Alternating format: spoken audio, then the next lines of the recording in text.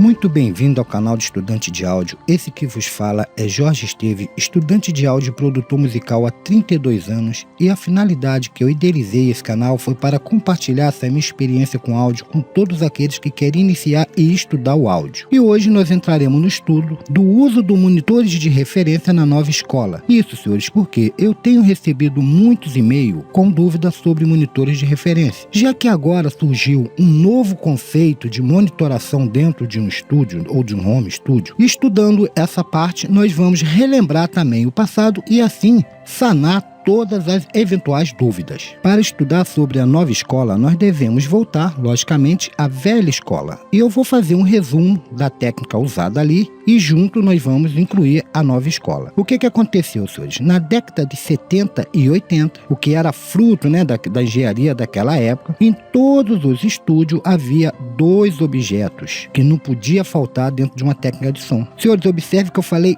dois objetos e não um. E esses objetos eram o quê? Eram os monitores de referência. E todos os dois monitores de referência naquela época tinham uma marca especial. E qual era essa marca? Era o Audiotone e o Yamaha NS10MS. E o motivo dessa preferência, é lógico que nós vamos a partir de agora ir entendendo. Mas antes de falarmos dos dois monitores, eu gostaria aqui de deixar registrado que uma coisa da velha escola não mudou com relação aos dias de hoje, que é a distância entre os seus ouvidos e os monitores, ou seja, essa distância que você tem que estar. Primeiro tem que haver o posicionamento, que é esse triângulo, não é isso? E a outra coisa é a distância, que é de 90 centímetros a 1,5 m, a ideal, podendo ser até mais. Depende muito do ambiente acústico da onde você está fazendo a audição. Sendo que num ambiente muito ruim, quanto mais próximo você tiver, os seus ouvidos dos monitores, menos problemas da sala de reflexões você vai ter, porque você estará recebendo o som diretamente dos fones aos seus ouvidos. Lógico que vai afetar, mas muito em menor grau, porque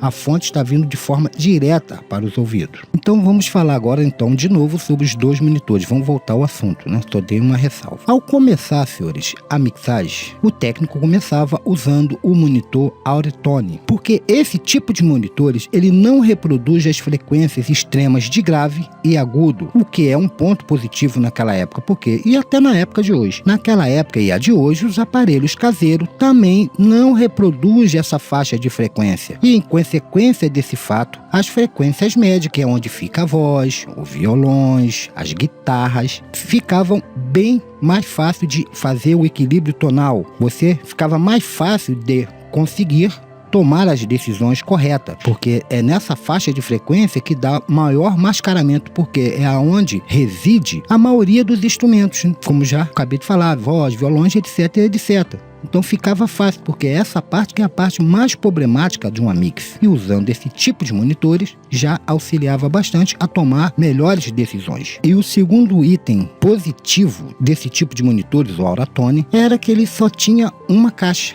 Ele só tinha um único woof, ou seja, um único alto-falante. E assim, o técnico acabava trabalhando em mono. E com isso ele não tinha risco algum de cancelamento de fase. Ele podia fazer as suas divisões de panorama sem ter cancelamentos de fase. E um fato curioso desses monitores era que naquela época os engenheiros chamavam o Audiotone de Orrotone, porque ele era horrível. E dando até um depoimento pessoal, eu tive a sorte de usar por um período um Audiotone e trabalhar com esse monitor. Ele tem algo um fato interessante, que quando você começa a ouvir a mix, o som é muito ruim. Você fala, caramba, o som é horrível. Aí você vai editando e você começa a editar, melhorar, cortar todas as ressonâncias, todas as sujeiras, o som começa a aparecer. E aí que a mágica acontece, que quando você passa para um outro monitor, você fica surpreendido com o som, Quando você pega um monitor padrão que tem o Wolf mais o Tweeter, você fica estarrecido com a qualidade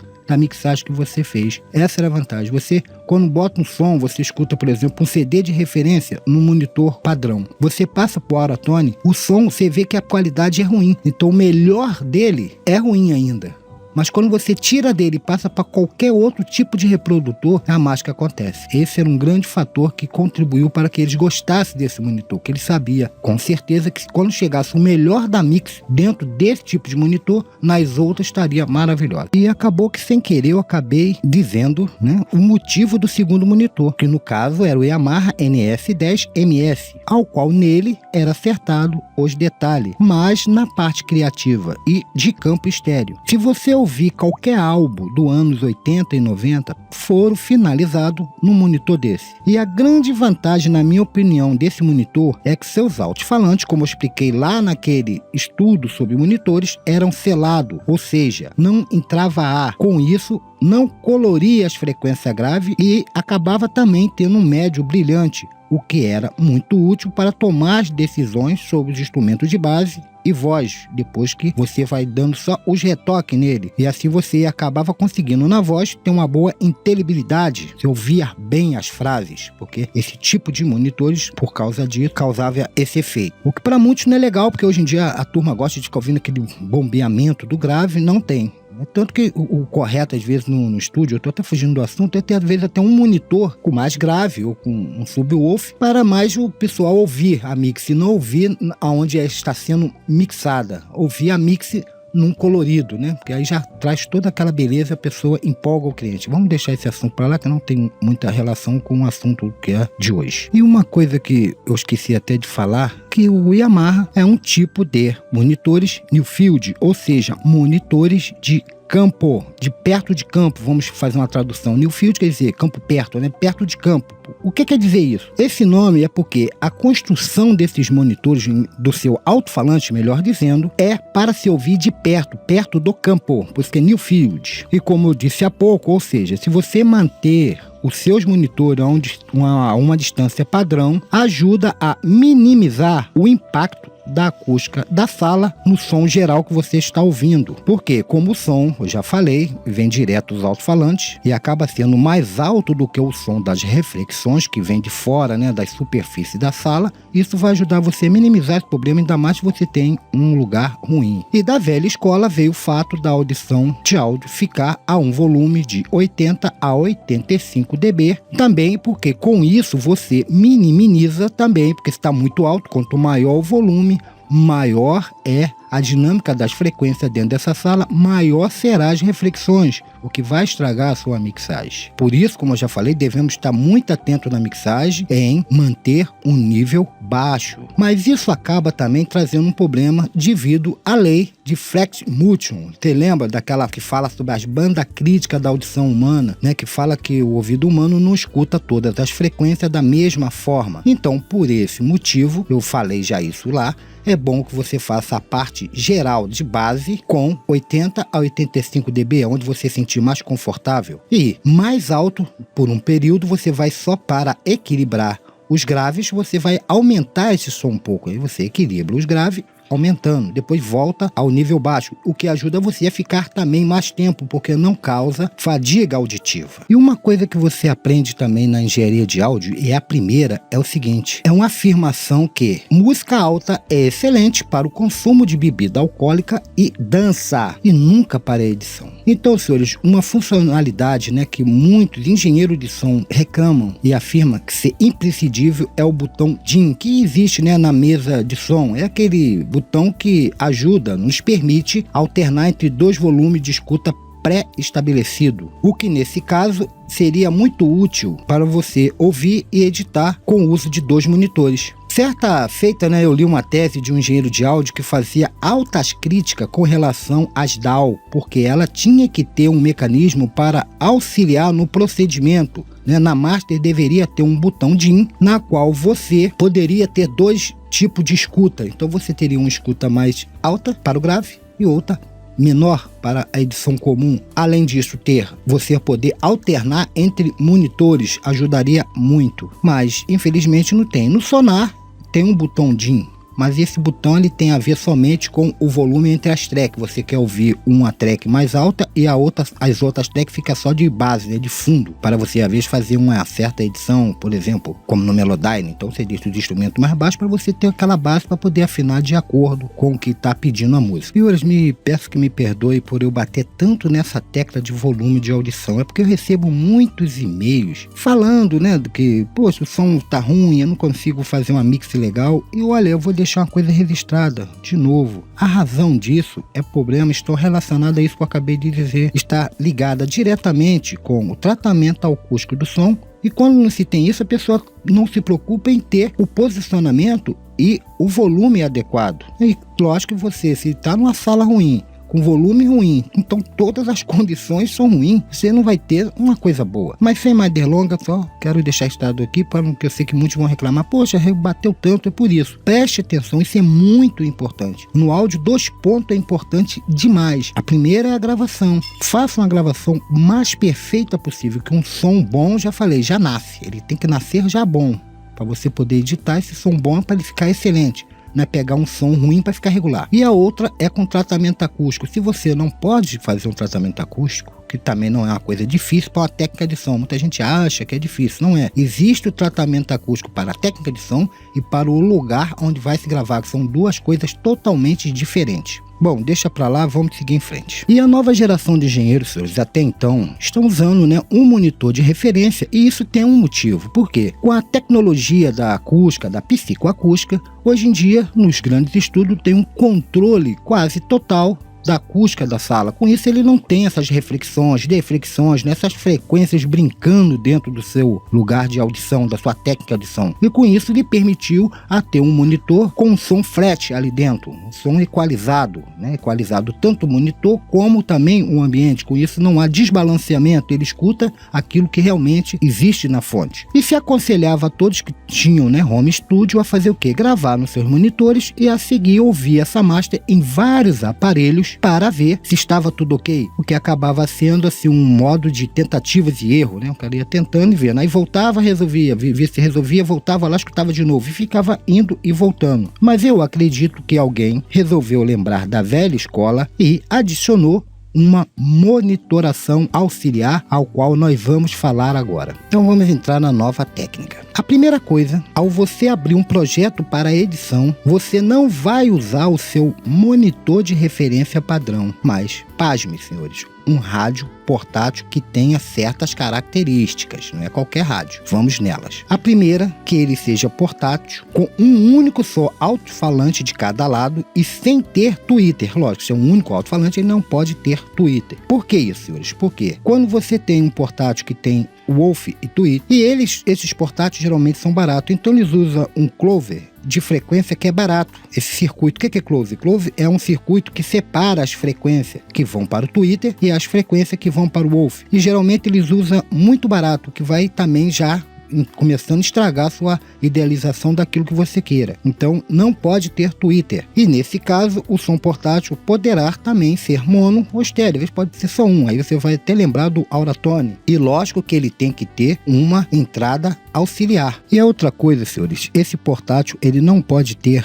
aquele botãozinho, né, de Bass Booster, ou seja, reforço de grave, porque isso ia levar você, se você ia reforçar o grave, ia levar a um erro, você ou ia botar grave de menos ou grave demais. Então, se tiver, você então deixa desabilitada essa função. E a outra coisa, esse portátil não pode usar essa tecnologia psicoacústica que estão botando no portátil para dar um colorido, né, o som sair melhor, que faz com que aumente a largura de estéreo, dando um aumento na largura de estéreo para fazer assim o som ficar bem grande, né? A pessoa compra o som e acha que o som daquele portátil é muito gostoso, porque ele abre a banda, né, do campo estéreo. Não pode haver isso também. E evitar comprar também um portátil muito barato, porque se ele é muito barato, ele vai usar uma tecnologia e componentes baratos. O alto-falante vai ser de péssima qualidade. Você precisa de um alto-falante desse portátil de boa qualidade, não de má qualidade. Você está editando. Agora que já entendemos as características desse portátil, vamos entender os motivos que os engenheiros estão dando e por que isso dá certo. A primeira razão, diz ele, é por não ter um grave estendido. Você não vai ter problema acústico causado pela sua sala de mixagem, se ela é ruim, porque ele trabalha com a frequência acima de 60 Hz, o que fica na casa dos principais sons portáteis, como ele é, né? Os portáteis, como MP3, os celulares e por aí vai. Trabalha com frequências sempre acima de 60 Hz, e isso vai lhe ajudar nas decisões de base da mix. E ainda, por ele ter um certo colorido, né, que existe no mundo do portátil, você já trabalha já com essa deficiência, com esse colorido dos sons portáteis. Então você já está trabalhando vendo uma deficiência, isso segundo a engenharia de áudio e a explicação que deram para essa nova convenção, esse novo conceito sobre essa monitoração. Peço perdão, mas vou voltar a lembrar que a mesma técnica de volume de audição se aplica aqui, a dos 80 a 85 dB, conforme você se sentir mais confortável, além da técnica usada em todas as técnicas, que é de você se preparar para ela, ouvindo centenas de CD de referência de grandes produtores, de grandes estúdios, para que seu ouvido se acostume ao som do portátil. Você sabe, poxa, o som ideal, o som melhor que tem do portátil é esse, né? Já que eu tô com essa referência, esse é o melhor som. Então minha mix tem que ficar com som igual a esse. E lembrando, por que isso? Porque o portátil, ele não é fiel nas baixas e altas frequências. Então você vai acostumar isso, a essa deficiência das frequências altas e das frequências baixas. Bom, entendendo isso, você vai começar a fazer as suas edições normais dentro dessa portátil. Bom, senhores, então, já que já entendemos todo o resto, então o que você vai fazer? Você vai fazer todas as edições corriqueiras, padrão, dentro do portátil. Depois que você terminou, você vai colocar uma música de referência e aumentar até que o som comece a distorcer. Guarde essa distorção na cabeça, aonde foi o nível de volume que começou a distorcer a referência. A seguir, você agora vai colocar a sua mix lá e vai fazer o mesmo e vai observar se ela vai entrar no ponto de distorção próximo à da referência, que tem que estar próximo, não está algo errado. Ou seja, então, se ele não tiver próximo à referência, na distorção, você vai pegar um CD de referência até distorcer. Volte a sua mix, que já está editada, e leve também até o ponto máximo de distorção. O botão lá de volume tem que estar na mesma posição ou próximo. Senão você vai ter que voltar e reeditar para chegar ao ponto. Terminando com o portátil, já está tudo certinho, vai voltar a entrar em cena os nossos monitores de referência ao qual nós já estamos acostumados. E a missão desse monitor é fazer ajuste que faltou no portátil. De que, senhores? As frequências baixas e altas, ou seja, a que são abaixo de 60 Hz, se você precisar isso dentro do seu estilo musical, e acima dos 12 kHz, porque os portáteis não trabalham bem com essa área de acima de 12 kHz. E fazer também os ajustes finos de panorama, porque você, quando está com portátil, os alto-falantes são muito próximos um do outro. Então você tem um campo estreito, ele te dá uma leitura um pouco falsa. Dentro de tudo que já foi dito da técnica, né, da distância padrão, você agora vai abrir essa largura estéreo dos instrumentos. Então você vai resolver 3 problemas. O primeiro, que é das baixas frequências, a segunda da altas frequências e a terceira de campo estéreo. E dependendo do estilo musical, sugere-se, logicamente, né, isso é sempre também já uma coisa padrão, o uso de um subwoofer. Vai depender muito do estilo musical que você edita, para você fazer ajuste mais preciso dos graves. Creio que esse estudo já está muito longo e a finalidade do estudo já foi feita, que é mostrar a vocês o que ocorre dentro do mundo do áudio. Eu quero manter vocês, né, nós que somos estudantes de áudio, temos que estar sempre atualizado. E vou aproveitar, senhor, antes que me pergunte, vou deixar registrado uma coisa. A minha missão aqui é apenas mostrar as técnicas. Então não adianta me perguntar, você já testou isso? Senhores, eu pessoalmente não usei. Por quê? Eu não quero desacostumar os meus ouvidos àquilo que eu já venho há anos fazendo com o meu monitorzinho lá, que já estou acostumado com ele. Senão eu vou ter que reaprender a ouvir nesse novo sistema. E eu não quero isso, né? Perder tempo. Não que eu já uso há anos, mas todos afirmam que a eficácia dele é muito boa.